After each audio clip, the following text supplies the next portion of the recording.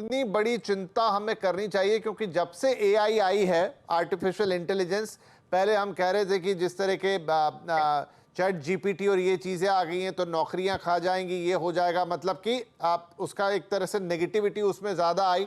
चलिए वो एक अलग मामला होता, लेकिन अब ये एआई का दूसरा स्वरूप जो कि दिखता है कि इसका तो दुरुपयोग ही होना है।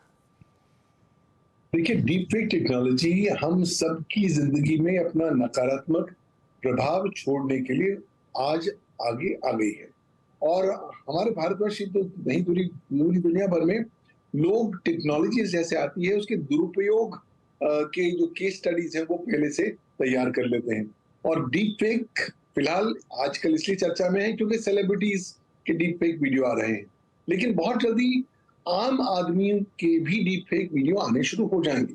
न केवल वीडियो बल्कि ऑडियो और चित्र भी आने शुरू हो जाएंगे। और उसका उद्देश्य अल्टीमेटली ये है कि आप लोगों की मन जो मस्तिष्क में किसी व्यक्ति की छवि है उसको नकारात्मक रूप से प्रभावित करें। भारत में खास तौर पर मैं उम्मीद करता हूं कि 2024 के आम चुनावों के दरमियान और उससे पहले भी डीप फेक का बहुत जबरदस्त प्रचलन किए जाने की उम्मीद है। खास तौर पर जो वोटर हैं उनकी मानसिकता को कहीं ना कहीं इफेक्ट करने के लिए तो ये डीप फेक कंटेंट आएगा। समस्या ये है कि भारतवर्ष में हम लोग सब विश्वासी हैं, जो देखते हैं उस पर विश्वास कर लेते हैं। तो जब इस तरह का कंटेंट आएगा तो कहीं ना कहीं इस कंटेंट और इस टेक्नोलॉजी के दुरुपयोग के माध्यम से साइबर क्रिमिनल्स भारत की जो डेमोक्रेटिक ट्रेडिशंस हैं या डेमोक्रेटिक इलेक्टोरल प्रोसेस है उसमें भी दखल अंदाजी करने का प्रयास करेंगे। इंडिविजुअली तो अब लोगों को ये डीप फेक वीडियोज आने ही लग गए हैं। आप किसी से कॉल नॉर्मल भी करें तो आपके अश्लील वीडियो बना लेते हैं और फिर आपसे पैसे मांगते हैं। तो ये तो चीजें आजकल बड़ी कॉमन हो गई हैं।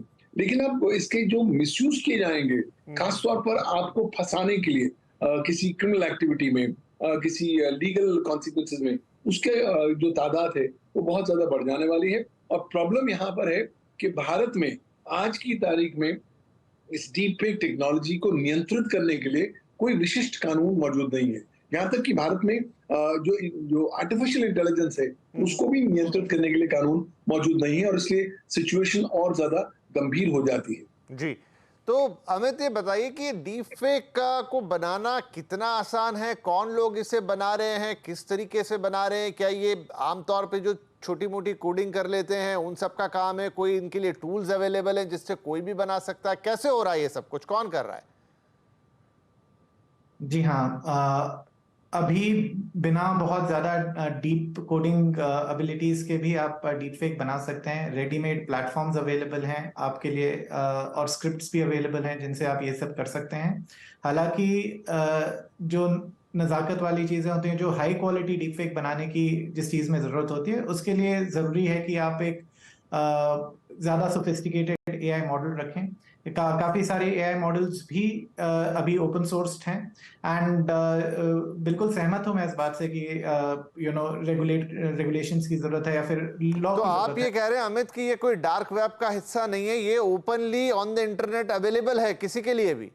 जी हाँ, ये ओपनली अवेलेबल हैं। काफी सारे अलग अलग मॉडल्स हैं जिनको यूज किया जा सकता है डीप फेक बनाने के लिए, मगर अभी प्रोग्रामर्स की जरूरत पड़ेगी अगर आपको ये बनाना है तो। ठीक है कनिष्क, तो क्या जब